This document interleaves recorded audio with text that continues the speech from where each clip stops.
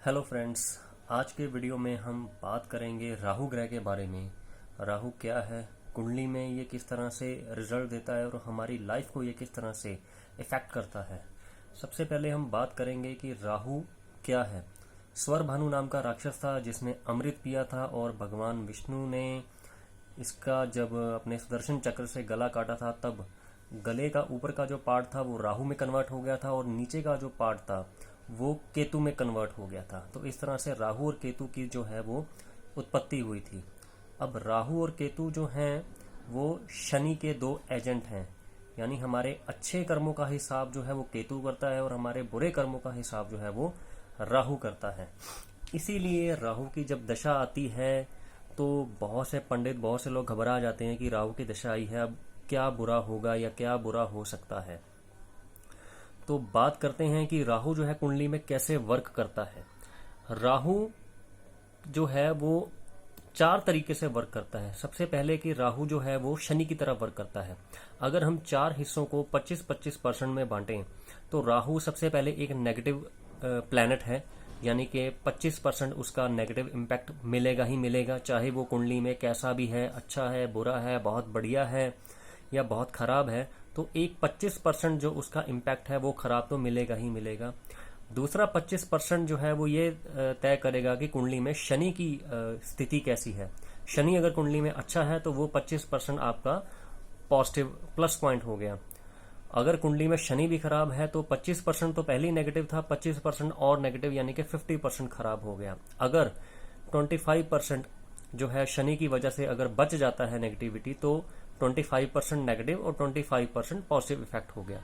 अब राहु किस राशि में है, उस राशि के मालिक यानी उस राशि जो लॉर्ड होगा उसकी तरह बिहेव करेगा।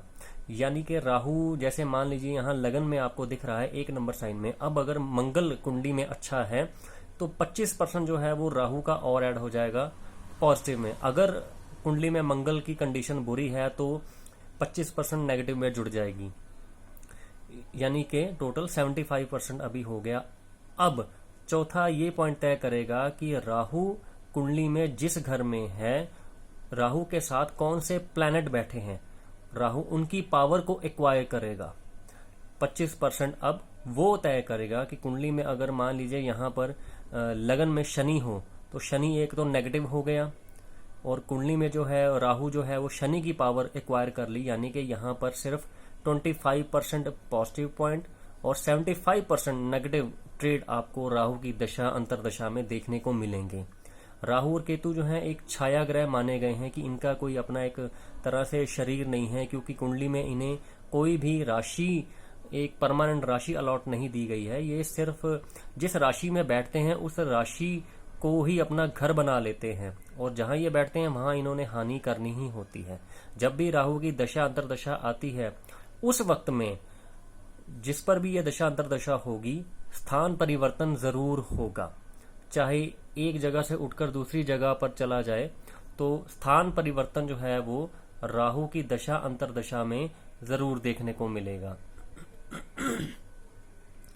राहु जो है वो कुंडली के तीसरे, छठे और 11वें घर में बहुत अच्छा रिजल्ट देता है, या तीसरी राशि में यानी कि मिथुन राशि में, कन्या राशि में और कुंभ राशि में राहु जो है वो बहुत बढ़िया रिजल्ट देता है। राहु जुए, सट्टे, लॉटरी का कारक माना जाता है। जितने भी शेयर मार्केट में जो इंट्राडे लोग करते हैं कि एक दिन में कितना पैसा बना या नहीं बना, वो सब राहु के अंडर आता है। जितनी भी रिसर्च है, नई नई इनोवेशन है, वो सब राहु के अंडर आती हैं। आज के टाइम में राहु के बिना हमारी लाइफ बिल्कुल भी नहीं है। बाकी प्लैनेट तो अपना रिजल्ट जो देते हैं सो देते हैं, लेकिन आज के टाइम में जितनी भी नई रिसर्च हो रही है, चाहे वो किसी वायरस पर हो रही है या किसी इलेक्ट्रॉनिक के ट्रेड में हो रही है या किसी भी तरह से किसी भी ट्रेड में जो भी नई रिसर्च हो रही है वो राहु है। बिना राहु के आज के युग का जो है नवीनीकरण संभव ही नहीं है। राहु रिसर्च का कारक माना जाता है मेन। अगर आप पीएचडी लेवल पे एक पीएचडी लेवल कर रहे हैं या कोई और ऐसी स्टडी कर रहे हैं जिसमें आपको रिसर्च की जरूरत पड़ रही है तो समझिए कहीं ना कहीं आपके ऊपर राहु का प्रभाव पूरी तरह से है। जितने भी स्पाइंग के कारक आते हैं वो सब राहु के अंडर आते हैं।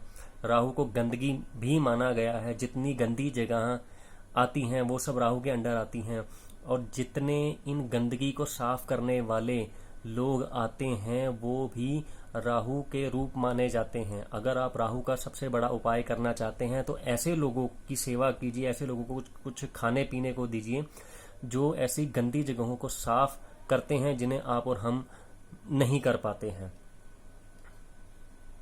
राहु जब कुंडली में देने पे आता है तो छप्पड़ फाड़ के देता है, और जब राहु लेने पे आता है तो कुछ नहीं छोड़ता, सब कुछ तबाह कर देता है। राहु को ठीक रखने के लिए सबसे पहले यह जरूरी है कि राहु के ट्रेड को समझा जाए।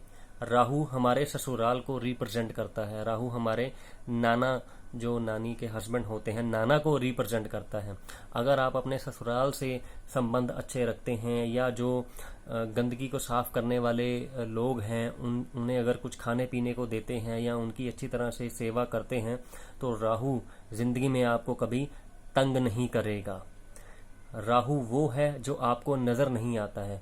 आपकी लाइफ में अगर कुछ अचानक हो रहा है, सडनली कुछ हो गया, आप जा रहे हैं, सडनली आपका एक्सीडेंट हो जाता है, कहीं बिजली गिर जाती है, या आपने जाना कहीं और है, आप चले कहीं और जाते हैं, तो समझिए उस टाइम पे आपके ऊपर राहु का पूरी तरह से प्रभाव है।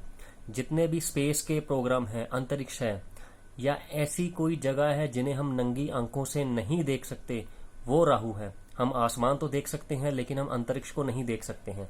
तो अंतरिक्ष जो है वो सारे का सारा राहु के अंडर आता है। जितनी भी हिडन चीजें हैं वो सारी की सारी राहु के अंडर आती हैं। जितनी भी जमीन से निकलने वाली चीजें हैं वो एक तरह से राहु का उनके ऊपर एक राज होता है। राहु वाला जो इंसान होता है बहुत ही तेज दिमाग का, हर चीज को याद रखने वाला। ऐसे लोगों को कम से कम 10 से 12 या 15 साल पुरानी बातें भी एकदम ताज़ा और याद रहती हैं। ये राहु वाले इंसान हैं। तो अगर आपके आसपास ऐसे इंसान हैं जिनकी याददाश्त, जिनकी सोच, जिनका आईक्यू लेवल ज़रूरत से ज़्यादा तेज़ है, तो फ्रेंड्स प्लीज़ बिवेयर, ऐसे लोगों से बच के रहिए, क्योंकि ऐसे लोग कुछ भी नहीं भूलते हैं। आप शायद कुछ भूल जाएं लेकिन ऐसे लोग कुछ नहीं भूलते हैं, इन्हें सब याद होता है। राहु हमारी सोच है, हमारे विचार हैं। तो जैसे कुंडली में हमारे सोच विचार का यह राहु होगा वैसे ही हम पर प्रभाव पड़ेगा। यानी अगर हमारे विचार अच्छे हैं, हमारी सोच अच्छी है, तो समझिए कि राहु का एक अच्छा इफेक्ट हमें देखने को मिलेगा।